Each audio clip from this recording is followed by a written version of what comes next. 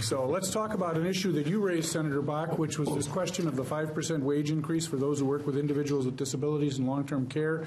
We have a viewer from Canby who wants to know when that's likely to happen, and she wants to know how the panel feels about it. And I'll throw in here a question from Hutchinson.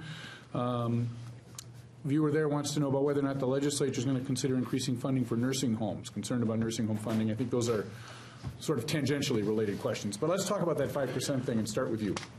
Well, there is a pretty significant campaign working their way around the halls of the Capitol to increase payments to residential group home type providers that work with, that house people with disabilities, not nursing homes, more group home type settings. It's very expensive to do. I mean, there are a lot of group home providers around the state. A 5% increase for those providers is going to cost in the neighborhood of about $80 million a year. Nursing homes, the cost is not quite as high to raise their reimbursements. I think it's around $7 or $8 million per 1% per year. I do think out of this session you're going to see some new revenue both for the residential group home type settings and for nursing homes.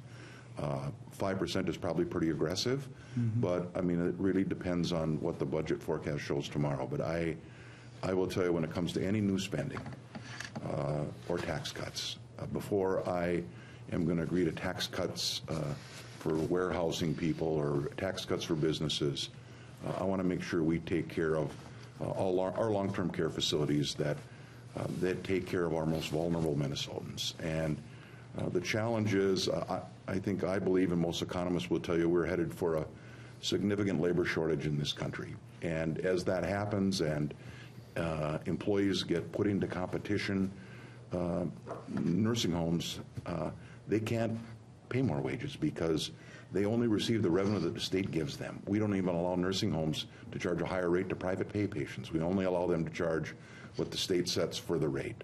So they have no opportunity to raise more revenue. So as people get put into competition in this labor shortage, the private industry can respond very easily if there's a labor shortage and raise wages to attract workers.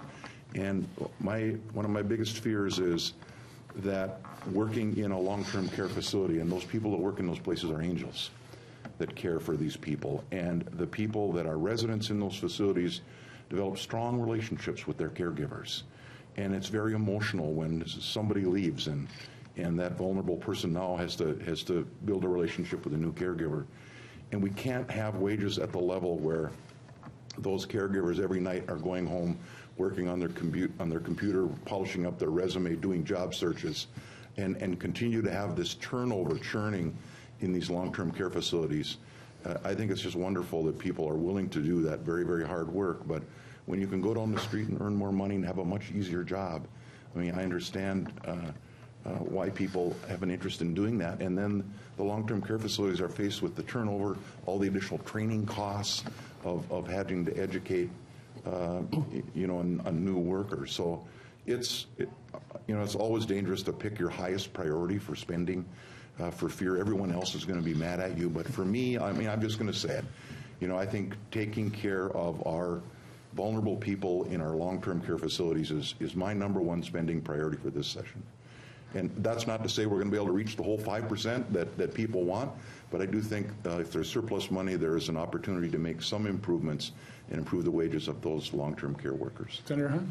Well, I would agree. I think it is our highest priority as well, and we want to see this 5% campaign, so-called, be successful. It isn't, just to make a slight correction, it isn't a 5% increase in wages. It is a 5% increase in reimbursement to the home and community-based services. Most of that will turn into wages, but it's not a direct 5% increase in wages. And we support that, and I agree that trying to set a priority for the people who are vulnerable and the people who care for them is a huge priority. When we were in the majority and Representative Abler and I were on the committees, we had talked about this and tried to do it then, didn't have the resources, so we've supported this, and I think we will do that. The nursing home funding, I believe there will be an increase in funding, partly because if we do an increase in minimum wage, the very thing you're talking about, Tom, they're going to have their workers go down the street and go to work for other places where the higher minimum wage is going to be. They cannot go out and charge higher prices to people who can afford it. We have rate equalization, one of the 2 states in the country that do it. They are totally dependent on state resources, so we will have to increase funding to the nursing homes just to cover the minimum wage increase. So I think there will be at least that. Senator Hand summed it up pretty well. I think, my caucus is pretty supportive of these initiatives as well, and I agree that, if there's one place we can spend, it's to take care of the people that take care of our elderly and most vulnerable populations. So I think my caucus is pretty supportive of the 5% campaign as well. Mr. Speaker. Nothing more to add.